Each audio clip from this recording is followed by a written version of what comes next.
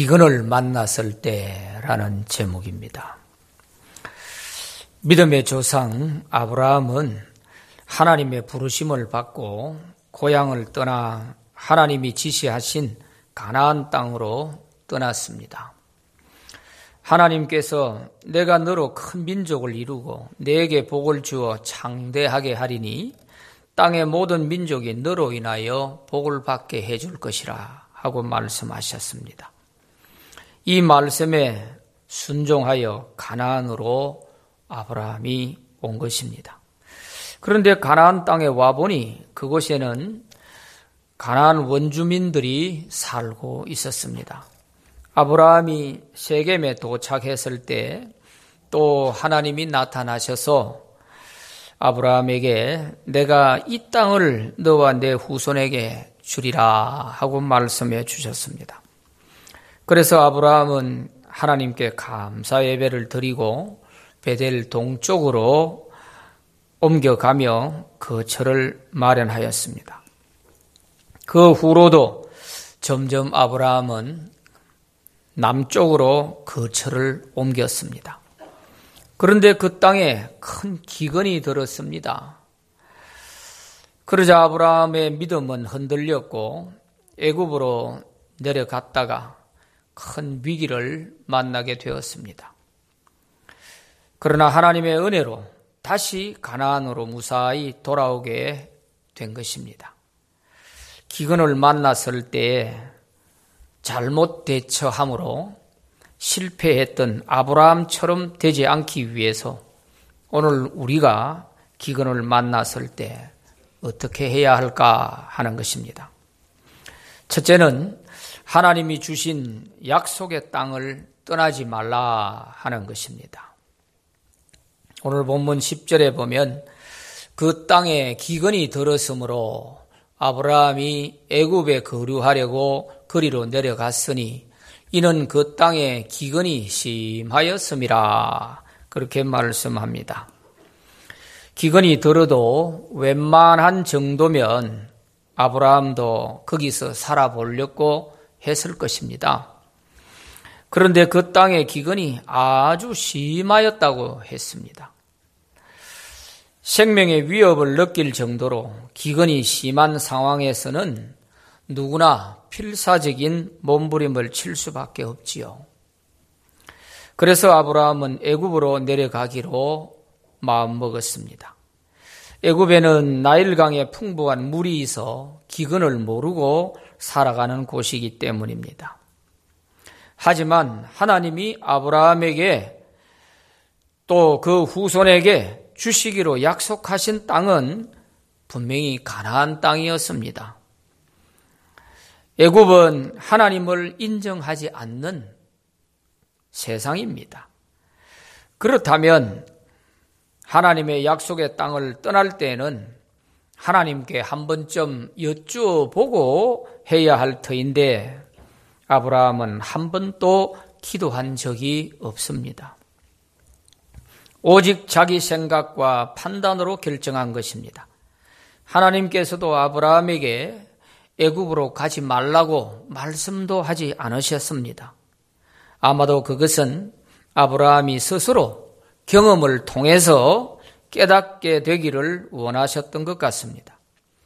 아브라함이 가나안 땅을 떠나자 무서운 시험이 기다리고 있었습니다.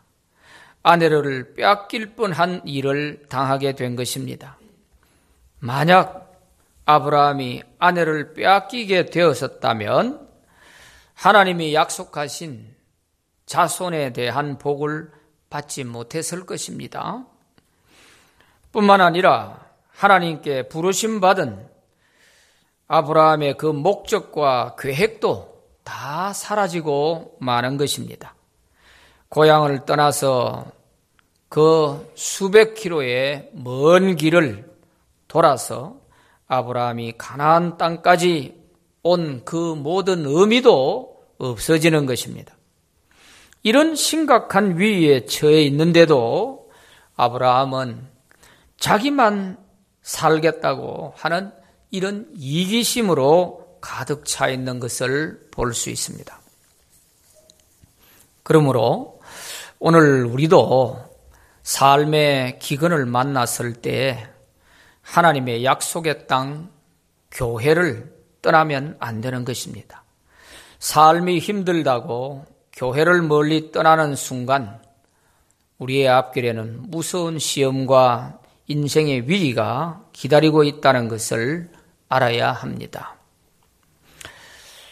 위기를 피해서 좀 잘 살아보려고 한 것이 도리어 더 화가 되기 때문입니다. 야곱의 가족들이 흉년을 만나서 애굽의 양식을 사러 갔다가 430년 동안 애굽에서 노예 생활을 하고 나왔습니다. 나오미의 가정이 흉년을 만나서 이스라엘을 떠나 모압으로 내려갔다가 남편도 죽고 멀쩡한 두 아들도 죽고 처량한 과부가 돼서 다시 돌아왔습니다. 성도는 기근으로 삶이 어려울수록 하나님이 주신 약속의 땅을 떠나지 말고 하나님을 더 의지하고 기도함으로 살 길을 찾아야 합니다. 하나님은 그런 사람의 믿음을 보시고 기적을 베푸시는 겁니다. 우리가 평소에는 하나님의 기적을 경험할 기회가 별로 없습니다. 그러나 우리 인간의 한계를 느끼고 내 한계가 여기까지구나, 인간의 힘으로는 더 이상 어쩔 수가 없구나 하는 이런 한계 상황에 부딪힐 때, 그때 우리가 믿음이 흔들리지 않고 하나님을 의지하고 기다릴 때 기적을 보게 되는 것입니다. 하나님이 일하실 때가 바로 그때예요. 되면 좋고 안 되면 할 수 없고 하는 이런 상황에 있을 때 하나님이 기적을 베풀어 주시지 않습니다. 정말 절박한 순간, 하나님이 아니면 안 된다고 하는 그런 절박한 순간에 우리가 믿음으로 하나님을 바라볼 때, 그때 하나님이 기적을 베풀실 시간인 거예요. 그런데 우리는 이때 믿음이 흔들려서 그만 세상으로 빠져버리는 거예요. 교회를 떠나는 거예요. 아브라함이 애굽으로 내려가는 것처럼 하나님 없는 세상으로 내려가 버리는 거예요. 이것이 우리 신앙인들의 실패 원인 중에 가장 큰 실패입니다. 우리는 어떤 한계 상황이 왔을 때 우리는 더욱 하나님 의지하고 말씀을 따라가는 그런 믿음의 성도들이 되시기 바랍니다. 오늘 우리는 아브라함의 실패를 보면서 우리는 그렇게 하지 않아야 되겠다고 마음을 먹는 것이 오늘 우리에게 주시고자 하는 하나님의 뜻 아니겠습니까? 이런 성경 말씀을 보면서도 나도 똑같이 아브라함처럼 애굽으로 갈란다, 하나님 없는 세상으로 가서 좀 어려움을 피하고 다시 돌아오지, 형편 풀리면 다시 내가 교회 나오겠습니다, 이런 사람들이 생각보다 많습니다. 어리석은 생각입니다, 여러분. 우리가 믿음의 조상 아브라함에게 좋은 것도 배워야 되지만 안 좋은 것, 배우지 말아야 할 것도 우리가 배워야 하는 것이 성경 아니겠습니까? 그래서 오늘 우리는 이 아브라함의 실패를 다시 반복하지 않고 우리는 믿음으로 승리하는 저와 여러분이 되시기를 바랍니다. 두 번째는 인간적인 방법 쓰지 말라 하는 것입니다. 아브라함의 일행이 애굽에 가까이 이르렀을 때에 아브라함은 큰 두려움을 가지고 있었습니다. 미모가 뛰어난 자기 아내를 이집트 사람들이 빼앗아가기 위해서 자기를 죽이면 어떻게 하나 하는 이런 두려움을 가지고 있었습니다. 그래서 아내와 의논을 하기를, 당신이 너무 잘생겨서 나를 죽이고 그 애굽 사람들이 당신을 빼앗아갈지 모르니 누가 물으면 당신은 나의 누이라고 말을 하시오 하고 말 같지 않은 이야기를 아브라함이 아내에게 한 것입니다. 오늘 본문 11절부터 13절까지 말씀을 보면은 그가 애굽에 가까이 이르렀을 때에 그의 아내 사레에게 말하되 내가 알기에 그대는 아리따운 여인이라. 애굽 사람이 그대를 볼 때 이르기를 이는 그의 아내라 하여 나는 죽이고 그대는 살리리니 원하건대 그대는 나의 누이라 하라. 그러면 내가 그대로 말미암아 안전하고 내 목숨이 그대로 말미암아 보존되리라 하니라. 이렇게 기록하고 있습니다. 아브라함의 아내 사레가 얼마나 이뻤던지요. 이때 사레의 나이가 65입니다. 남편이 자기 아내를 보기에 이렇게 아름답다고 표현할 정도면 다른 사람들이 볼 때는 아마 끔뻑 넘어갈 수 있겠죠. 참 얼마나 이뻤는지 참 저도 천국 가면 보고 싶은 사람이 많은데 사례도 꼭 한번 보고 싶어요.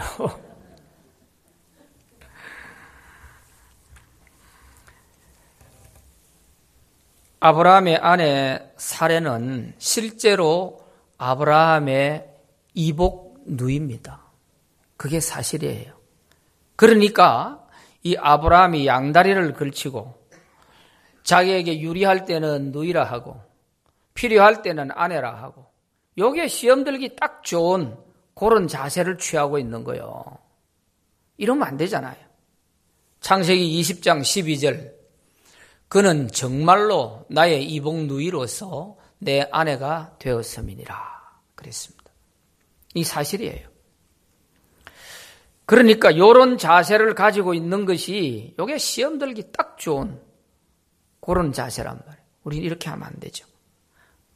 아무리 그렇다고 할지라도 이제 결혼을 해서 아내가 된 이상에는 아내라고 해야 하는 것이지 자기 목숨 살리기 위해 아내를 누이라고 하는 것은 옳지 않죠.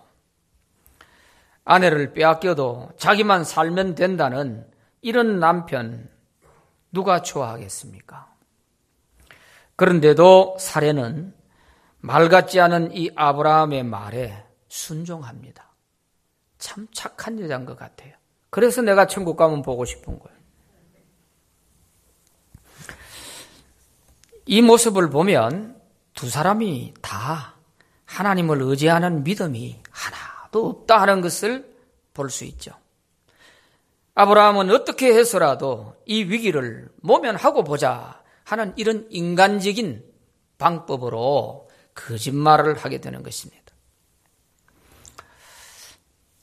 이것은 한번 부딪혀 보기도 전에 지레 겁을 먹고 시험을 자초한 일입니다. 하나님은 아브라함에게 너를 축복하는 자에게 내가 복을 내리고 너를 저주하는 자에게 내가 저주를 내릴 것이다. 네한테 손만 대는 사람이 있으면 내가 가만 안 둘 것이다. 이렇게 하나님께서 말씀을 해 주셨잖아요. 그러면 위기를 당했을 때 이 말씀을 생각하며 걱정할 거 없어. 이렇게 해야 될 텐데 막상 위기 앞에 서니까 하나님의 이런 말씀은 다 잊어버리고 온데간데 없고 인간적인 방법을 쓰고 있는 것입니다. 이 당시 아브라함과 사레의 믿음이 믿음의 조상이라 하지만 이 정도밖에 되지 않았습니다.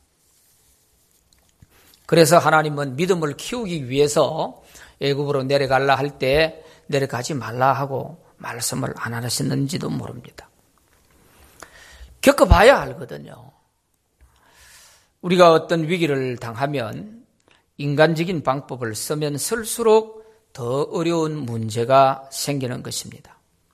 이럴 때는 하나님을 의지하고 정면 돌파를 하는 것이 제일 좋습니다. 그리할 때 하나님의 능력을 경험할 좋은 기회가 되는 것입니다.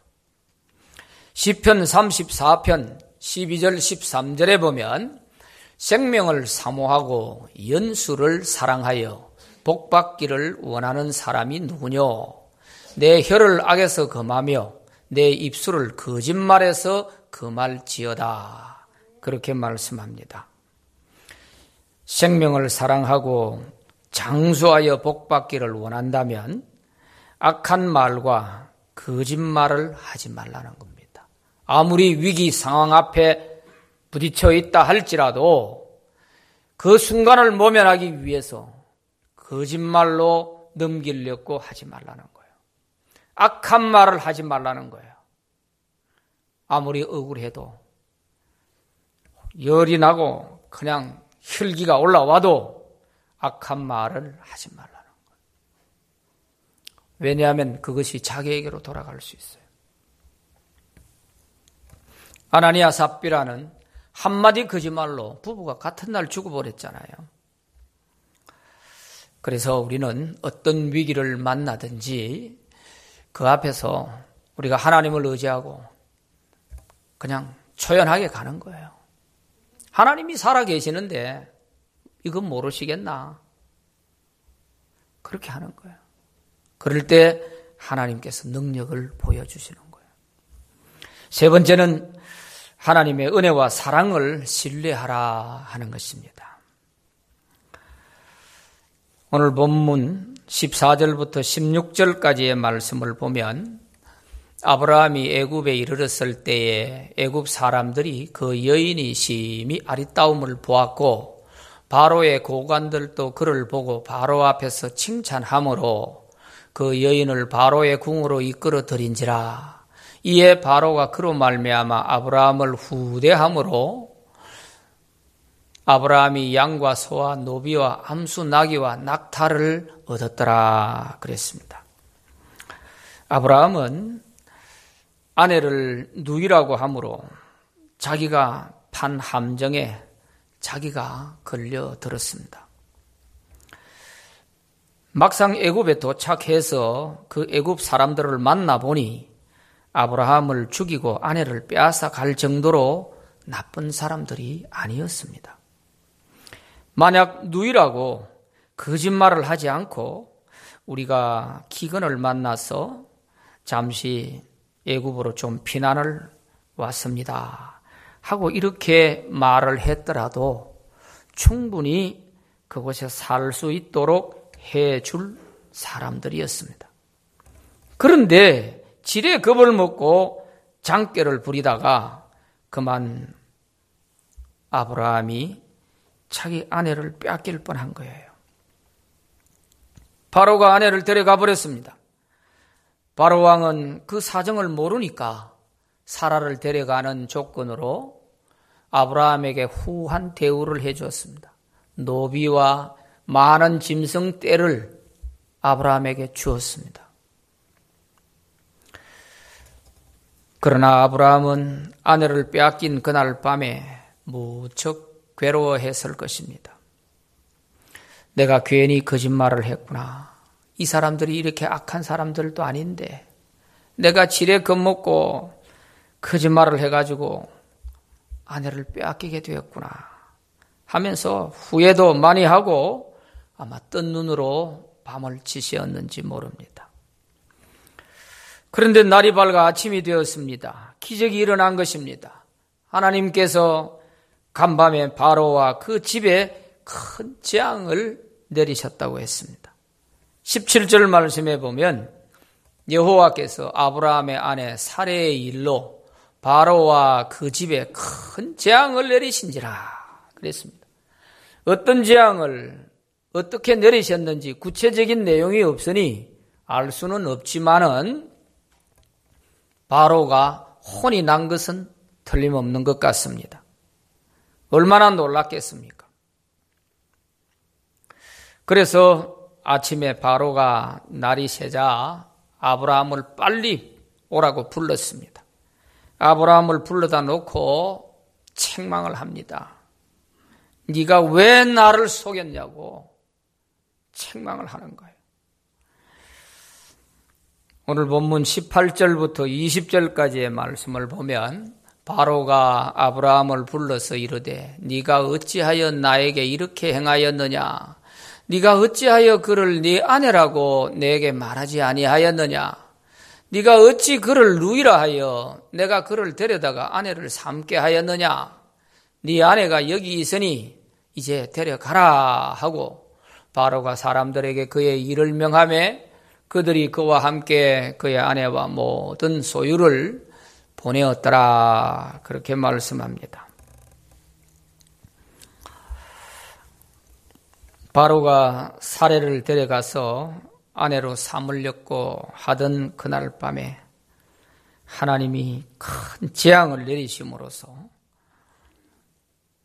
하나님이 사례를 지켜주었습니다. 그래서 아내를 도로 돌려보내주었고 사례를 데려가는 대가로 주었던 많은 재물과 노비도 다시 내놓으라 하지 않고 그대로 다 주었다고 했어요. 이것은 그만큼 아마 하나님께서 간밤에 이 바로에게 어떻게 하셨는지 하여튼 혼이 나니까 그만큼 하나님이 두려웠던 것이죠. 그러니까 주었던 것 도로 내놔라 소리도 못하는 거예요 지금. 그러나 믿지 않는 바로로부터 아브라함이 이런 창피스러운 책망을 듣게 됐다고 하는 이것은 하나님께 굉장히 영광이 안 되지 않습니까?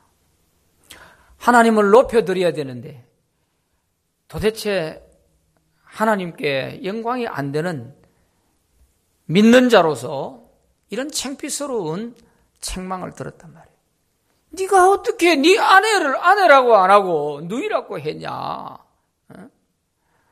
참 이것은 믿는 사람으로서 수치스러운 얘기예요. 이런 소리를 듣는다는 것은.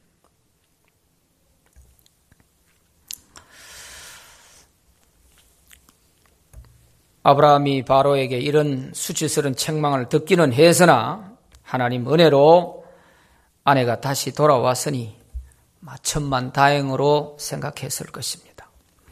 이처럼 아브라함이 저지른 불신앙적인 행동을 볼 때에는 하나님이 아브라함에게 사랑을 베풀어 주실 만한 그런 면이 하나도 없습니다. 그런데도 하나님은 아브라함과 그 사라를 지켜주는 거예요. 은혜와 사랑을 베풀어 주시는 거예요. 이것이 하나님의 사랑입니다. 사랑을 받을 만한 사람만 하나님이 사랑하시는 것이 아닙니다.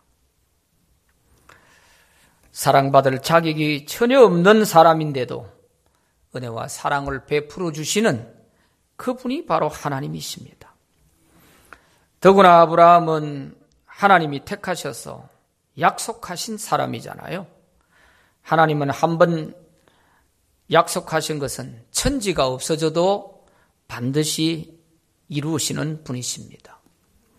그러므로 우리가 하나님이 약속하신 말씀을 붙들고 살아갈 때 어떤 기근을 만났을 때에도 비겁하지 않고 담대하게 살아갈 수가 있는 것입니다.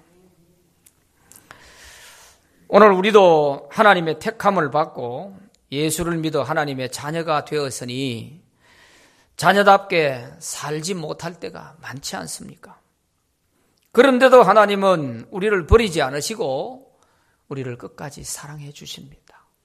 때로는 깨닫게 하시고 때로는 징계를 하시지만 그래도 우리를 복된 길로 사랑의 길로 인도해 주시는 것입니다. 그것이 하나님의 사랑이에요.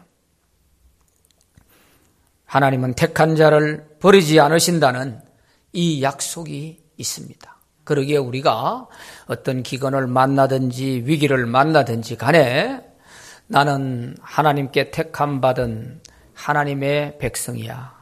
나는 하나님의 자녀야.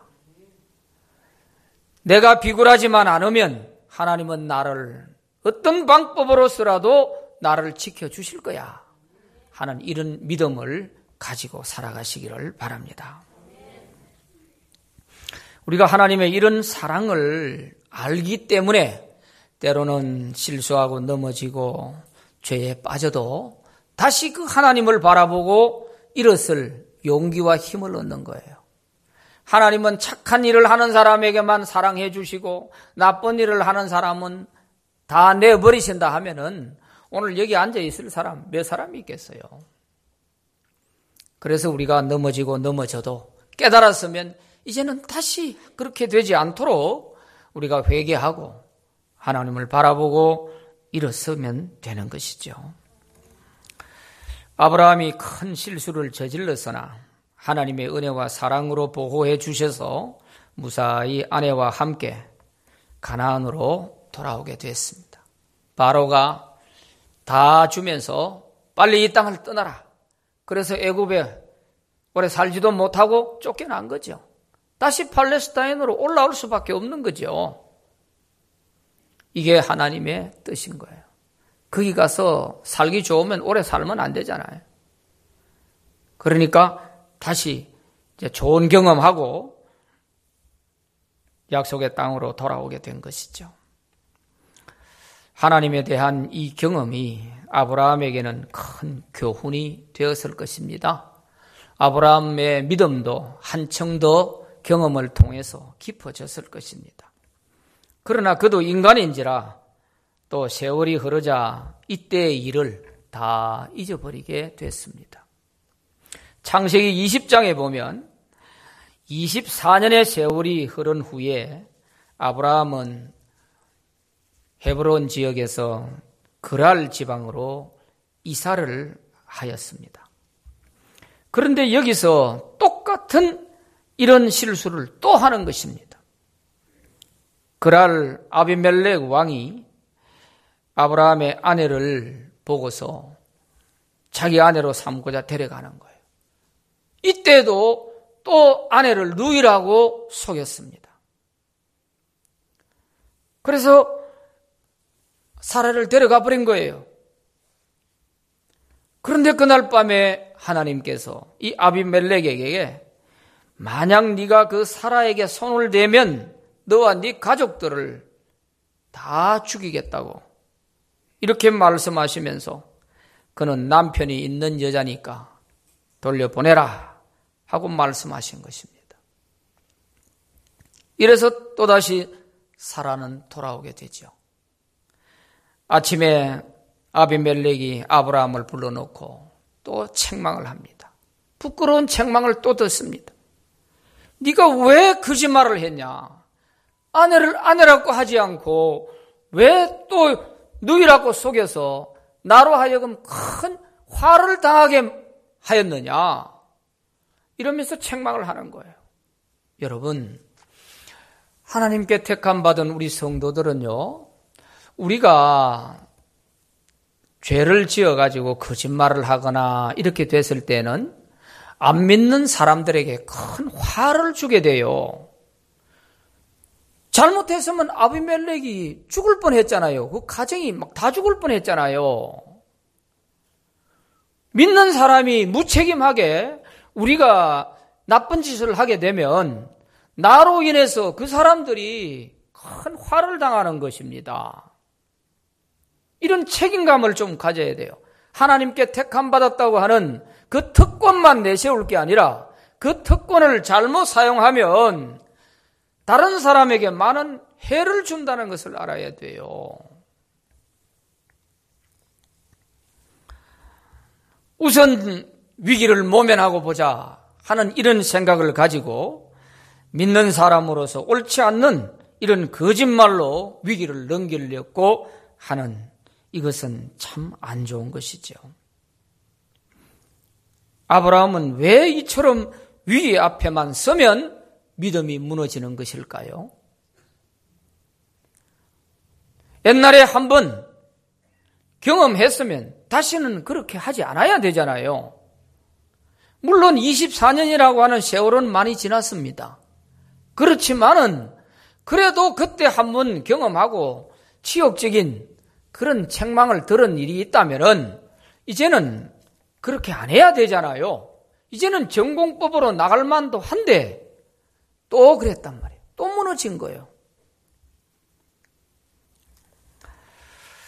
그래서 우리가 한번 지은 죄는요, 회개하면 다 없어진 것처럼 보이지만 믿음이 떨어지면 다시 그 죄가 재현되는 경우가 많이 있습니다. 이제 회개하고 다 없어진 것 같았어요. 그런데 머리에서는 회개했고 다 잊어버렸다고 했지만 몸이 체득하고 있는 거예요. 몸이 알고 있는 거예요. 그래서 위기 상황이 벌어지면 불쑥 그 죄가 다시 튀어나오는 거예요. 그래서 죄를 지은 사람과 죄를 짓지 않은 사람의 차이가 여기에 있는 거예요. 이런 죄를 짓지 않은 사람은요, 어떤 위기 앞에서도 이런 죄를 지을 생각을 못 해요. 그런데 한번 해본 사람은 쉽게 그 죄가 다시 되풀이 되는 거예요. 이게 무서운 것입니다. 그래서 전과가 많이 있는 사람들이 우리가 마음을 놓을 수 없는 이유가 그거예요. 아무리 예수 믿고 변화돼서 저 사람은 새 사람 돼서 해도 우리가 조금만 방심하면 옛날 죄가 다시 튀어나오는 거예요. 그래서 우리가 사람을 볼 때 인성을 보는 것이 참 중요합니다. 영적인 상태도 중요하지만 그 사람의 과거에 대한 인성을 우리가 잘 살펴볼 필요가 있는 거예요. 이게 언제 튀어나올지 모르기 때문이죠. 거짓말은 우리가 한번 해보고 창피를 당해본 사람이라면 내가 다시는 거짓말 안 해야지. 내가 이런 수치를 당했는데 내가 이제는 정말 거짓말하면 내가 이제 하나님 아들이 아니다. 이렇게 해도요. 또 어느 순간에 가면은 나도 모르는 사이에 위기 앞에서 거짓말이 그냥 툭 튀어나와 버려요. 이거 무서운 거예요. 그래서 우리가 항상 깨어 있어야 되는 겁니다. 습관적인 죄에서 벗어나기가 얼마나 어려운지 몰라요. 여러분, 서방파 조폭두목 김태촌이라는 사람을 기억하실 것입니다. 우리 사회를 온통 떠들썩하게 만들었던 사람이니까요. 방송과 많은 교회 다니면서 간증도 했습니다. 이 사람이 교독소에 있을 때 서울에 우리나라에서 제일 큰 교회 목사님이 편지를 써서 이 사람을 전도했어요. 그래서 예수를 믿고 교도소 생활을 마치고 출소해가지고 그 목사님 교회에 출석을 하게 됐어요. 그래서 이제 변화됐다고 이래서 격려를 해주면서 또 2005년도에는 폐암 말기가 돼가지고 그 목사님이 병원에 찾아가서 안수기도까지 해주면서 이렇게 해서 회복이 되고 이렇게 해서 많은 성도들의 격려 가운데에서 이제 새 사람이 된 줄 알았어요. 그래서 교회에서 집사 직분도 주었어요. 직분을 받고 여러 교회 다니며 간증도 하고 또 이 청소년 이런 교도소에 가서 선도위원으로서 강연도 하고 많은 일들을 했습니다. 그런데 그는 결국 이 조폭에서 손을 떼지 못하고요. 나중에는 차원을 하나 더 높여가지고 교계 여러 지도자들 이런 사람들에게 뒤에서 뭐 도와주는 척 하면서 약점을 잡고 정계에 있는 인사들에게 접근을 해서 그 사람 뒷배에서 이렇게 또 봐주면서 약점을 잡고 이래가지고요. 이제는 단계가 수준이 높아져 버렸어요. 많은 목사님들이 이 사람에게 연루가 돼가지고 창피를 당했습니다. 이래서 결국 2013년도에 이제 병으로 죽었어요. 회개는 제대로 하고 죽은지 모르겠어요. 두 얼굴을 가지고 사는 거예요. 교인들 보기에는 성도라는 천사의 얼굴을 보이고 뒤에서는 조직폭력배하고 손을 잡고 그렇게 하고 말이죠. 이 사람하고 연루된 사람들이 정치인들 중에서도 많았어요. 심지어 교회 목사도 여기 걸려들었으니까. 여러분 이렇습니다. 평생을 조폭에 몸담고 살아온 사람이 그거 끊어낸다는 것이 그리 쉬운 게 아닙니다. 정말 죽을 각오를 가지고 순교적인 믿음을 가지지 않으면 죄를 이길 수가 없어요. 적당히 두 얼굴 가지고 살아가지고는 구원받기 어렵습니다. 왜 이렇게 된? 교회가 사람을 더 버리는 거예요. 뭐 좀 그 하면은 이런 사람을 내세워가지고 뭘 이용하려고 하다 그런 거예요. 이 사람이 충분히 자기를 돌아보면서 자기 자신을 다스릴 수 있는 그런 시기가 필요한데 그런 기간이 없는 거예요. 나오자마자 막 띄워주니까 자기가 스타가 되어버린 거예요.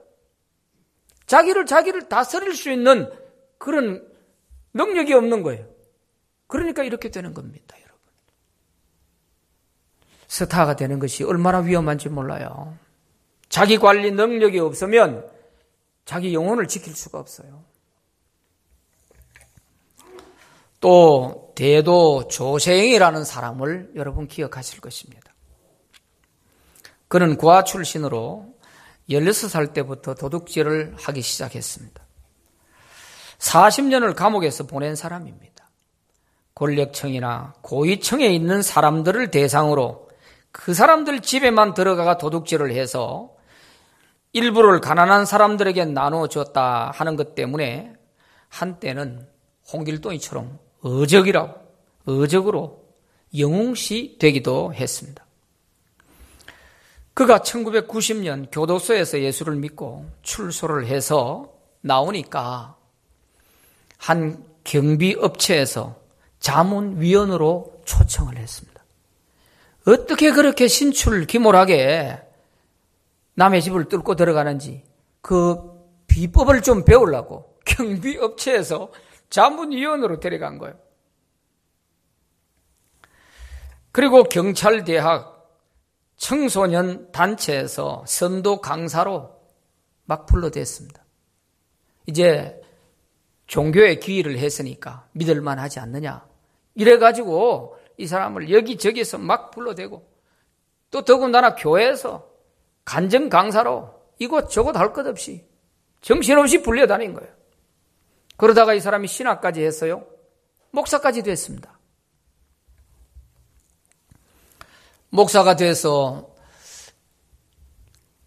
목회를 하니까 그 목사라는 그거를 보고 한 여성 사업가 CEO가 결혼을 했습니다. 넓빛 선교라는 선교 단체를 만들어서 봉사도 했습니다. 이 당시는 어적에다가 훌륭한 개과천선의 대명사가 되었기 때문에 그야말로 주가가 높았습니다. 그러나 그는 이 도적질의 유혹에서 완전히 벗어나지 못하고 다시 도둑이 되었습니다. 그러자 그 부인이 그때서야 그의 과거를 알고 크게 실망을 하게 된 것입니다. 그러나 아들도 있었기에 그래도 한번 살아보려고 했지만 계속되는 이 도적질에 조세영의 그 절도 행위가 그치질 않는 거죠. 희망이 보이지 않아서 결국 이혼을 하고 어린 아들은 지인에게 맡기고 절로 들어가서 그만 부인은 비구니가 되어버렸습니다. 위선적이고 너무 거짓된 그 신앙의 환멸을 느낀 거죠. 그래서 절로 들어가 버렸어요. 기독교도 별 수 없다. 참 마음 아픈 일 아니겠습니까?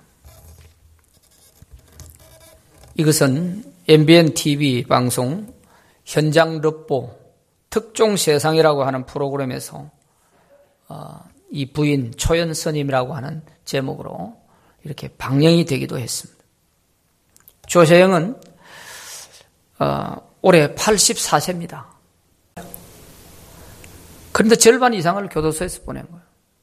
이제 올해 또 다시 출소가 된다고 합니다. 마지막 2019년도에 수감이 될 때는 어린아이 저금통 몇만 원 되는 그거 훔치다가 잡혀가지고 들어간 거예요. 이거는 병적인 거예요.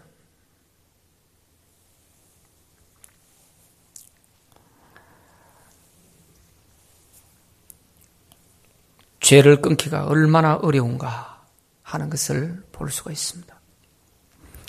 오래된 죄를 끊는 것은 인간의 의지와 힘만으로는 절대 안 됩니다. 성령님의 능력이 아니면은 안 됩니다.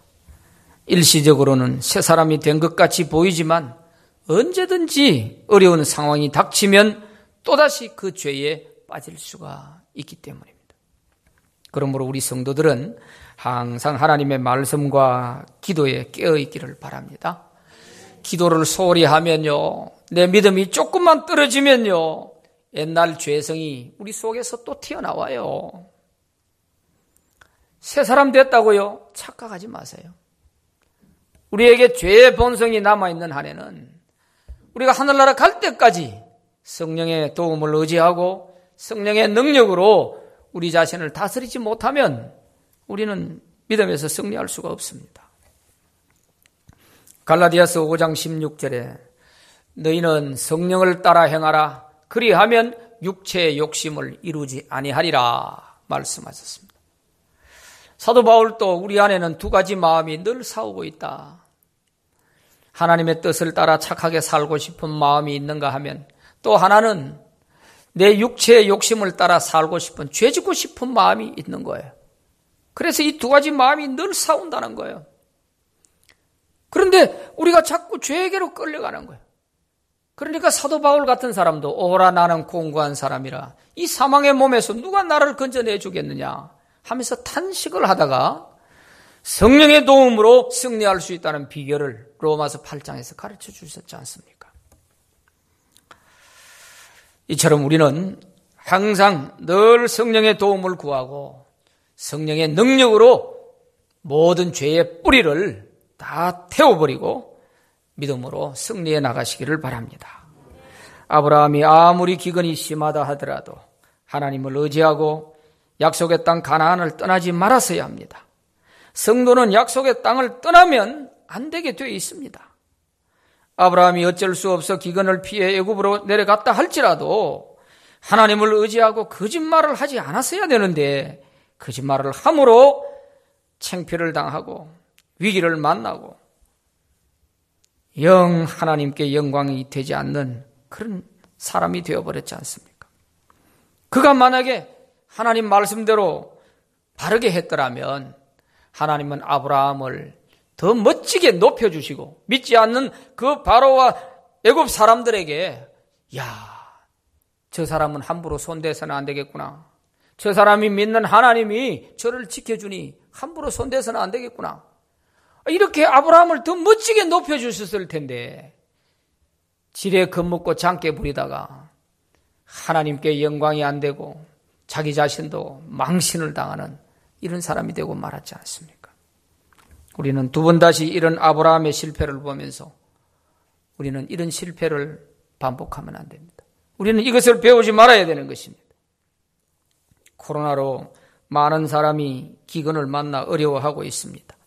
이럴 때 우리 성도들은 하나님을 더욱 의지하고 두려움을 정면 돌파하는 믿음의 사람들이 다 되시기를 바랍니다.